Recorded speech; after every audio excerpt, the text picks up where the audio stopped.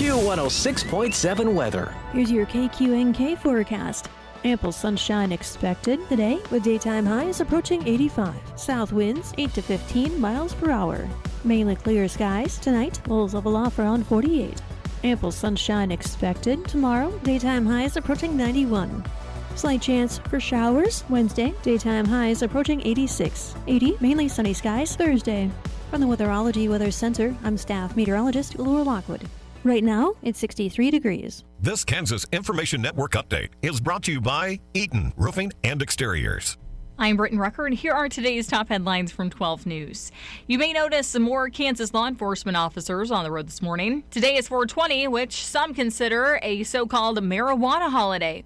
Agencies across the state are preparing in a campaign to keep marijuana-impaired drivers off the road. The State Department of Labor reports unemployment held steady in February. According to new data, the unemployment rate stayed at 3.9% last month, a sign of stability in the state's labor market. And a Wichita police officer responding to an officer in trouble call ran a red light and caused a crash that injured 5 people late Saturday. Police say his lights and sirens were on at the time. The Kansas Highway Patrol is investigating. In Wichita, Britton Rucker, 12 News. You're listening to the Kansas Information Network.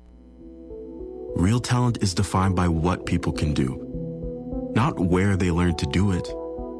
So by stopping at the education section of a resume, you might throw away the perfect hire. You might miss someone who has valuable skills to offer to help your business thrive right now and in the future. Because the truth is this: Skills First Hiring helps you see talent others miss, like more than 70 million stars, skilled through alternative routes. When you let their story unfold, you gain a competitive advantage, because hiring managers who start with skills are 60% more likely to find a successful hire. See the real person, complete. See what others miss. Hire skills first. Learn why it's a competitive advantage at tearthepaperceiling.org. Brought to you by Opportunity at Work and the Ad Council. I'm Joanna. Your KQNK News is brought to you by the Norton County Hospital, providing the best care right here at home. More than 1,000 acres burned in a wildfire in Edwards County near Kinsley on Thursday. The fire was near the R9 Ranch, which is owned by the cities of Hayes and Russell. The Hayes Post has attempted to reach the Edwards County Emergency Manager and Edwards County Sheriff for further information on the fire, but phone calls were not returned as of April 17th. The city of Hayes has released the following statement that same day.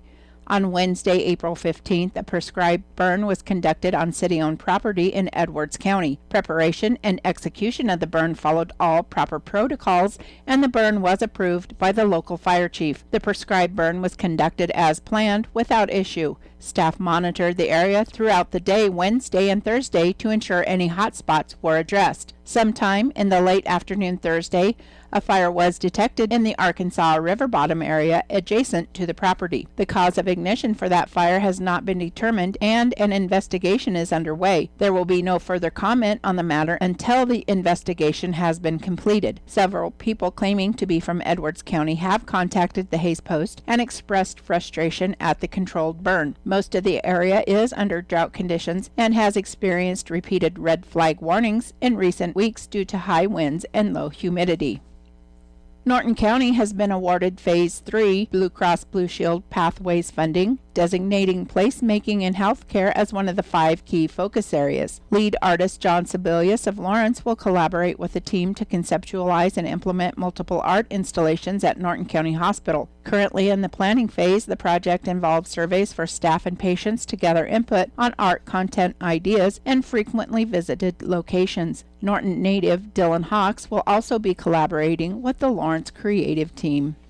A dairy farm in western Kansas caught fire Sunday afternoon, bringing in a response from multiple Kansas firefighting agencies. Firefighters from Hamilton, Stanton, and Kearney counties have been helping fight a fire at the Syracuse Dairy Sunday afternoon, where 10 to 15 haystacks caught fire along with some silage pits. The Syracuse Journal wrote a Facebook post. According to the Kansas Forest Service, windy conditions are making the fires difficult to contain. The Kansas Forest Service reported that Tanker 95 and DFMO Williams have been released after assisting local crews in Hamilton County. Officials said burning silage and hay bales produced embers that spread into nearby grass and continued to expand due to strong winds. According to the Kansas Forest Service, the wildfire progress has been stopped, but crews remain on scene to monitor and patrol. I'll be back with more news after this. Join our stellar team at Norton County Hospital. Looking for a workplace where compassion meets career growth? Look no further. If you're ready to embark on a fulfilling journey surrounded by supportive colleagues and opportunities for personal and professional development, we want you to be part of our family. Explore exciting career offerings and our comprehensive range of benefits, including capers, on the Career tab at ntcohosp.com. According to the unofficial minutes of the Norton City Council, Council met in regular session Wednesday, April 15th, with Mayor Dale Jacobson presiding. Council members present were Andrew Black, Craig Everly, Gerald Jones, Dale Engelbert, Jason Jones, and Jim Miller. Others were present to discuss council business or observe. Motion was made by Andrew Black and seconded by Dale Engelbert to approve the April 1st City Council meeting minutes. Motion carried 6-0. The following building permits were presented: Brandon Peterson, Mark Christensen, Ryan and Kelsey McCulloch, and Ed Burlier. The following old business items were addressed. Alex reported on the status of the impound lot lighting. All the poles have been removed from the development. The dig safe has cleared, but they are now waiting on wire. The electric department coordinated with the Public Works to move the vehicles in the way so the pole can be set. Alex stated at 315 West Taft it was cleared up by Public Works, so it is complete.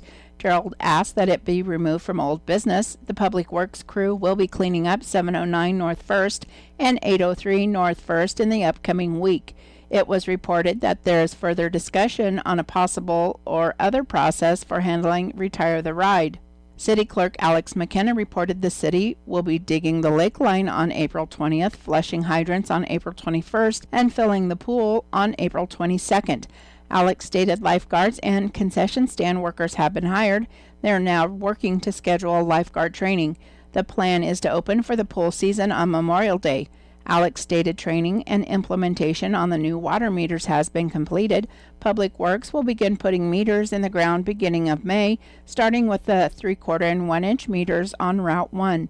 Alex congratulated Kristen Bremer on passing her Class 3 drinking water exam, which now makes her certified at both plants. Mayor Jacobson read a proclamation proclaiming April 20th as Volunteer Recognition Day. A motion was made by Andrew Black, seconded by Gerald Jones, to adopt the mayor's proclamation. Motion carried 6-0. A motion was made by Jim Miller, seconded by Dale Engelbert, to accept the mayor's appointment of Jo Lynn Lockhart to the Library Board, filling a position with term expiring February of 2029. Motion carried 6-0. Mayor Jacobson stated he would like to see the city start advertising for the city administrator position. After discussion, it was decided to begin advertising immediately, and the interview panel would be composed of the mayor and 2 council members. Gerald Jones scheduled a public safety committee meeting. Andrew Black stated he was going to schedule a Public Works committee meeting to discuss the maintenance and management of Armory Drive. Abby has done some research on the topic but would like to do more before they meet.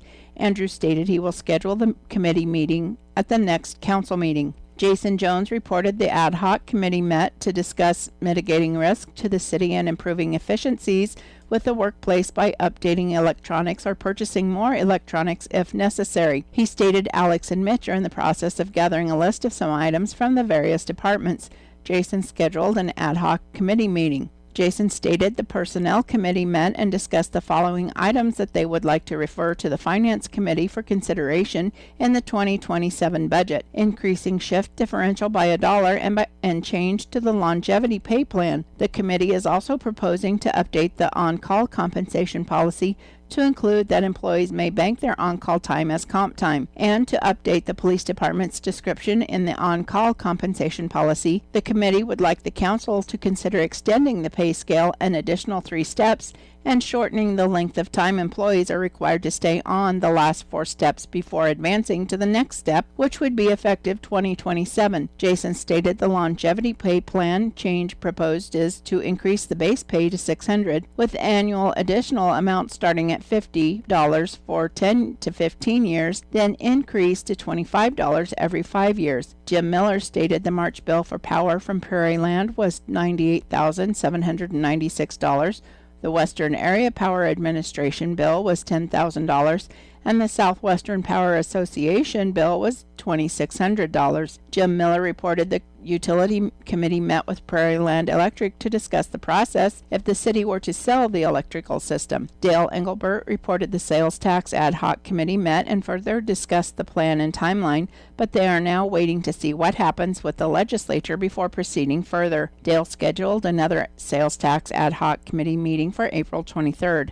He also scheduled a Finance Committee meeting for May 5th. Craig Everly reported the Parks Committee met and discussed the location of the dog park, cemetery improvements and maintenance, and the Rec Commission lease agreement. He also scheduled a Parks Committee for April 30th. Motion was made by Andrew Black and seconded by Dale Engelbert to approve appropriating ordinance number 8 as a whole. Motion carried 6-0. Motion was made by Dale Engelbert and seconded by Gerald Jones to adjourn. Motion carried 6-0.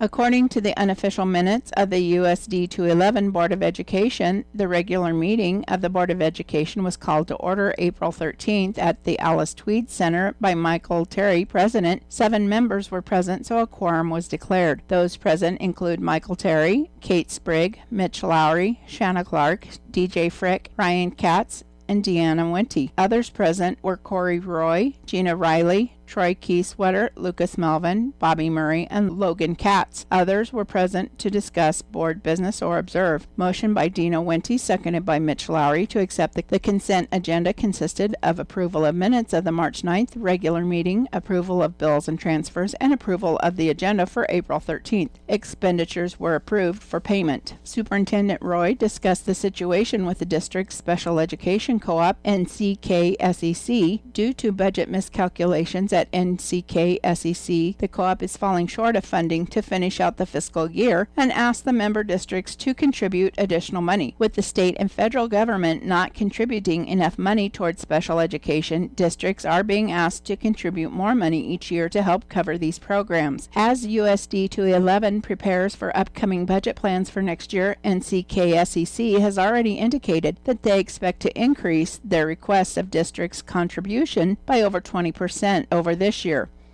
Other items affecting the upcoming USD 211 budget will be state contributions for at-risk funding becoming more difficult to obtain due to changes in legislation and future years state school FTE funding formula changes. Superintendent Roy told the board members that he has a Zoom meeting at the high school to go over a safety application called Emergent 3 that will help with added security for district students and staff. Mitch Lowry will be taking part in this meeting as well, and he invited other board members to attend if they would like. Superintendent Roy reviewed current year expenditures that have been completed using capital outlay funds and projects that are already in place with funds allocated. He mentioned that the board had already discussed the need for a new route bus next fiscal year. He said there will be additional discussion at budgeting time to allocate capital outlay funds and requested the board to think about directions they wanted to go with those funds. NCHS foreign language teacher Caitlin Ellingza made a presentation discussing the possibility of offering a field trip to Japan as part of a student learning program through Explorica, a company that provides student travel tours. The trip could be offered to all NCHS students at their cost, with fundraising opportunities and possible financial assistance that students could apply for. The board asked Ms. Ellingza for more time to take the trip under consideration and would have Mr. Roy discuss it with her at a later date. Science Curriculum Chair Teresa Schultz and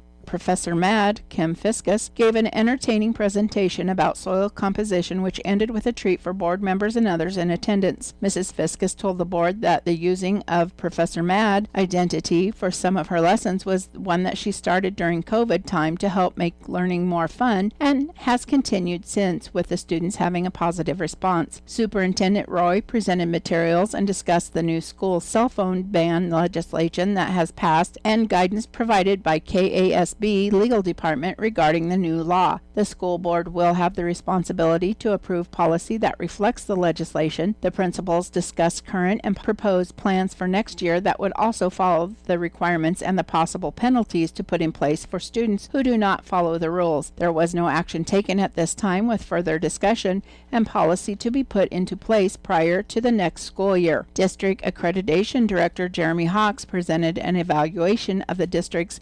KESA plan and performance. He and other district staff members attended the School Improvement Day in March. At the School Improvement Day, the district's current plan was reviewed and work for next year's plan was started. He stated that USD 211 is using a balanced assessment and continues to move in the right direction with its performance scores. Principal Murray did not have a final plan for summer school in place for this year. She has only interest from 3 teachers so far, when there are normally 6 teachers, and parent interest for student attendance has been low. With possible lower student numbers, summer school could still be provided with less teachers than usual, or if there's not enough interest, the district could forego summer school this year. More information will be provided at the regular meeting in May. Superintendent Roy provided another copy of the JBCC enrollment of non-resident students policy that was presented at the regular March board meeting. Motion by Dina Winty, seconded by Ryan Katz, to approve the JBCC policy for enrollment on non-resident students for the 26-27 school year. Motion carried 7-0. Kate Sprigg provided a summary of the last NCKSEC board meeting. There was additional discussion regarding funding and the district's contribution. Dina Winty provided a summary of the last curriculum council meeting. Motion by Dina Winty, seconded by Kate Sprigg, to go into executive session to discuss personnel assignments and actions pursuant to the non-elected personnel exception under KOMA, and that the board return to the open meeting when concluded. Motion carried 7-0. Superintendent Roy and principals Key Sweater, Melvin, Murray, and Katz stayed in the executive session. After 2 executive sessions, the board returned to the open meeting status at 9:25 p.m. Motion by Dina Winty, seconded by Kate Sprigg, to accept the resignation of Jeremy Hawks as curriculum director, teaching, and all coaching positions, Stacy Montgomery as National Honor Society sponsor, and Brandon Gay as assistant forensic coach, each effective at the end of the 25-26 contract year. Motion carried 6-0. Motion by Dina Winty, seconded by Kate Sprigg, to accept the resignation for purposes of retirement of Kimberly Fiskus as second grade teacher, effective at the end of the current school year, with much appreciation for her service to the district. Motion carried 6-0. Motion by Dina Winty, seconded by Kate Sprigg, to approve the nominations of Becky Jones as junior class sponsor, Erica Daniels as second grade teacher, Zach Dreyer as head high school football coach, and Abigail Graham as assistant high school volleyball coach, each for the 26-27 school year. Motion carried 6-0. Motion by Dina Winty, seconded by Kate Sprigg, to approve the PDC points for the March 23rd meeting. Motion carried 6-0. Motion by Dina Winty, seconded by Mitch Lowry, to go into executive session to discuss upcoming negotiations pursuant to the exception for employer-employee negotiations under KOMA, and that the board return to the open meeting upon completion. Motion carried 6-0. Superintendent Roy stayed in the executive session. After 2 executive sessions, the board returned to the regular meeting status at 9:49 p.m. The meeting was adjourned at 9:50 by President Terry. According to the unofficial minutes of the USD 211 Board of Education, the special meeting of the Board of Education of USD 211 was called to order by Kate Sprigg at the Alice Tweed Center. 5 members were present, so a quorum was declared. Those present were Dina Winty, Vice President via phone, Kate Sprigg, Shanna Clark, Ryan Katz, Mitch Lowry, Superintendent Roy, Gina Riley, Board Clerk, and Becky Jones, NTA. Others present were Michael Terry, President, and DJ Fick. Motion by Mitch Lowry, seconded by Ryan Katz, to elect Kate Sprague as Acting Board President for the special meeting of April 17th, to accept the quorum and approve the agenda for the special meeting. Motion passed 5-0. Superintendent Roy told the board that the district had not used any of the allowable snow days that are built into the annual master calendar for the 25-26 school year, and requested the board to approve ending the school year 2 days earlier in May. Motion by Dina Wente, seconded by Shanna Clark, to approve changing the master schedule for the 25-26 school year to move the last day of school for students to Tuesday, May 12th, and the teacher workday to Wednesday, May 13th. Motion passed 5-0. Superintendent Roy asked the board to approve the purchase of 120 Chromebooks, which is part of the normal annual rotation of Chromebooks for students. Motion by Ryan Katz, seconded by Mitch Lowry, to approve the purchase of 120 Chromebooks and licenses from DHE Computer Systems for a total price of $60,850. Motion passed 5-0. Motion by Dina Wente, seconded by Shanna Clark, to accept the resignation of Kelsey Jansen, a junior high science teacher and assistant junior high Scholars Bowl coach, effective at the end of 25-26 school year. Motion passed 5-0. The special meeting was adjourned by Kate Sprague. I'm Joanna. Your KQNK News was brought to you by the Norton County Hospital. You can call the Norton County Hospital at 785-877-3351 for all your health care needs. Kansas Agriculture Network News.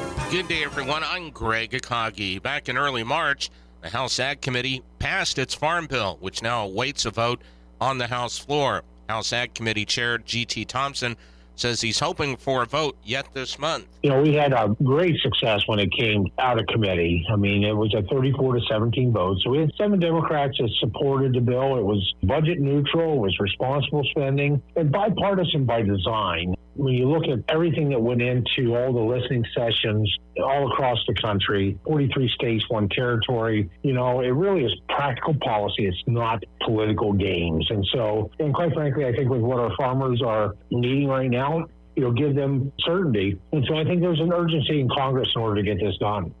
And it's past time for the Farm Bill to cross the finish line, as farmers in the agricultural sector face significant challenges. What we did in the One Big Beautiful Bill, the agriculture title or Farm Bill title, which was Title II of that, was about 20% of the Farm Bill. But an area that needed significant investments, $55, $56 billion on top of what we've done in the past, and we accomplished that. But the remaining 8%, that's a new Farm Bill that's long overdue. And farm country needs updated policies now, and that's what we'll achieve with the Farm Food and National Security Act of 2026.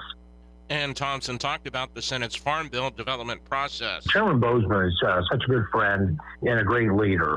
Real proud of his leadership with the Senate Agriculture Committee. Well, I know that getting the Farm Bill out of the House and sending it over to the Senate is critical. We want to help Chairman Bozeman build up some momentum in the Senate, and this has to be a team effort between both chambers for it to be successful. And I think he's waiting with anticipation for what we will pass and send his direction.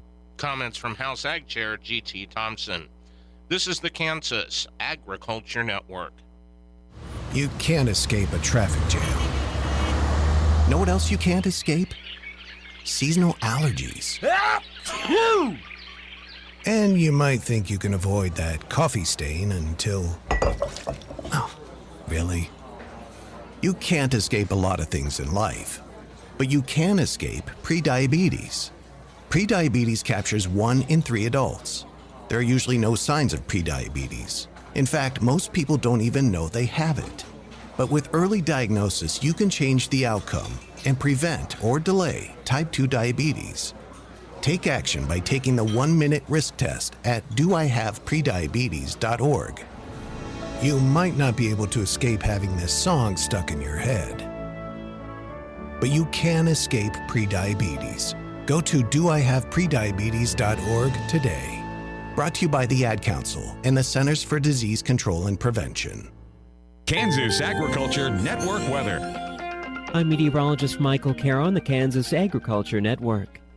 An upper-level ridge of high pressure looks to keep conditions dry not only for this afternoon, but right into your Tuesday coming up as well, before a cold frontal boundary will gradually begin to approach from the west late in the day on Wednesday, bringing at least a slight chance for some hit-or-miss type showers and storms later on Wednesday to far western portions of Kansas.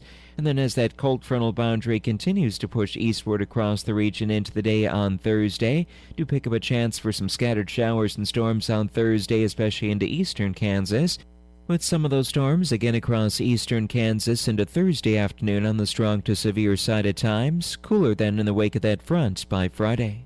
For northwest Kansas, for this afternoon, expecting a good deal of sunshine with high temperatures climbing up into the middle 80s. We'll have our winds turning to the southeast at 5 to 15. Into north central Kansas for this afternoon, it's full-on sunshine with high temperatures into the lower 80s. We'll have our winds out of the south at 10 to 15 miles per hour. Across northeastern Kansas for this afternoon, we'll see full-on sunshine.